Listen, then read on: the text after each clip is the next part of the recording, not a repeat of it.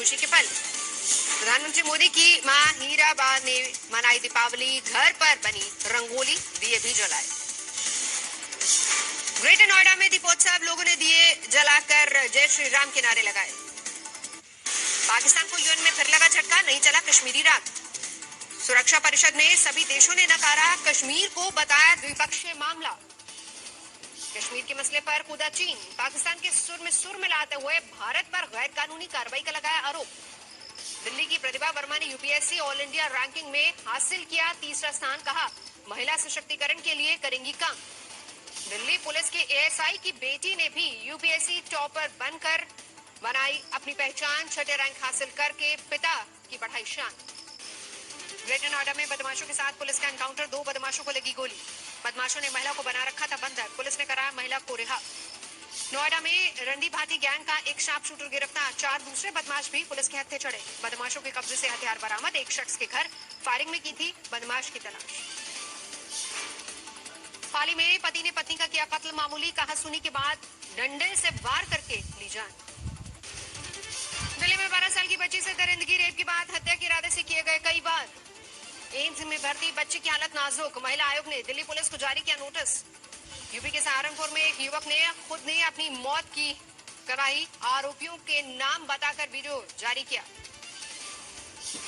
Court के फैसले के बाद न चाहते हुए भी 9 साल की बच्ची को अपने असली पिता के पास जाना पड़ा, 8 साल से कोई और पाल रहा था। ट्रिम्स के पेइंग वार्ड से डायरेक्टर के बंगले में शिफ्ट किए गए आरजेडी प्रमुख लालू प्रसाद यादव, संक्रमण से बचाने की कोशिश। बिहार के सुपौल में दलित महिला के साथ आपत्तिजनक हालत में पकड़ा गया पंचायत सदस्य का पति, गांव वालों ने आधे सर के बाल और आधी मूछें काटी। बिहार के सुपौल में रेप के आरोपी को गांव वालों ने जमकर पीटा, लाठी डंडों से हुई धुनाई, घर में घुसकर लड़की को बनाया था हवस का शिकार। झारखंड के धनबाद में सिटी एसपी सहित कई पुलिसकर्मी संक्रमित, 48 घंटे के लिए जिले के 3 थाने सील। भरतपुर में बस स्टैंड के पास पुरानी जर्जर इमारत ढही, मलबे में दबे 2 लोगों का रेस्क्यू किया गया। इंग्लैंड के खिलाफ पहले टेस्ट के पहले दिन पाकिस्तान ने 2 विकेट पर बनाए 139 रन, बारिश के कारण खेल प्रभावित। बाबर आजम की अच्छी पारी, बनाए नाबाद 69 रन, जोफ्रा आर्चर और वुक्स को मिले 1-1 विकेट। वनडे रैंकिंग में भारत का जलवा बरकरार, कोहली नंबर 1 तो रोहित नंबर 2 बल्लेबाज। गेंदबाजी में बुमराह का धमाल, वनडे रैंकिंग में दूसरे नंबर पर। आईपीएल में 8 टीमों में अलग अलग होटल में रहेंगे, 2 बार नेगेटिव आने के बाद ही खिलाड़ी होंगे यूएई रवाना। लंदन में भी भूमि पूजन की खुशी, ट्रॉफी स्क्वायर में लोगों ने जश्न मनाया। दुनिया भर में राम नाम की गूंज, न्यूयॉर्क के टाइम्स स्क्वायर पर भी नजर आया भव्य डिजिटल राम मंदिर। नेपाल में भी भूमि पूजन का उत्सव, जनकपुरी धाम में दुल्हन की तरह सजा जानकी मंदिर, घर घर मनी दीपावली। यूएई के अजमान में एक रिजॉर्ट में लगी आग, आसमान में उठा धुएं का गुब्बार। चीन में नई बीमारी से हड़कंप, अब तक 7 लोगों की मौत, 60 संक्रमित, इंसान से इंसान में फैलने की आशंका।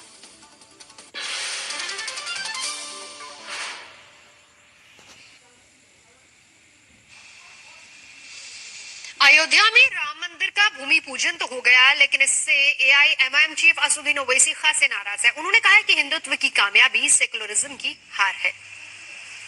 ईश्वरप्पा जो कह रहे हैं वो उनको आरएसएस ने उनसे कहा है कि तुम ये बोलते रहो। ये थ्योरी ऑफ कंफ्यूजन की माहिर है आरएसएस और बीजेपी।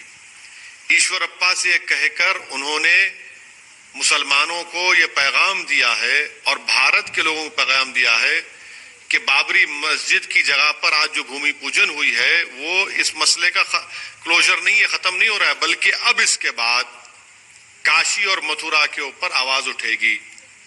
इस पर दबाकर ये लोग चंद वक्त के बाद, थोड़ी वक्त के बाद एजिटेशन शुरू करेंगे, एक धर्म संसद को बुलाकर रेजोल्यूशन पास करेंगे, उसके बाद आरएसएस अपनी बैठक में इसको अपना लेगा, फिर बीजेपी एक रेजोल्यूशन पास करेगी, फिर चौथा इस पर एजिटेशन होगा, फिर उसके बाद जाकर काशी और मथुरा की मस्जिद को शहीद कर देंगे, फिर कोर्ट में जाएगा, आस्था का मसला पैदा हो जाएगा।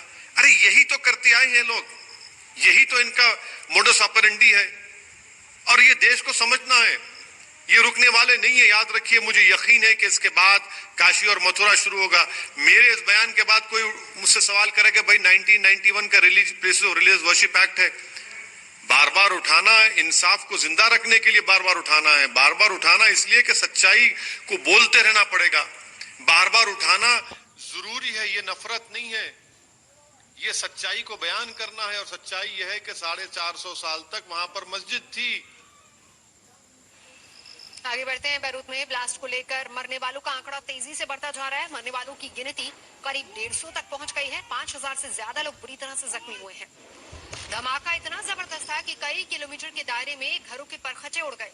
बैरूत बंदरगाह के वेयरहाउस में करीब 2750 टन अमोनियम नाइट्रेट रखा हुआ था।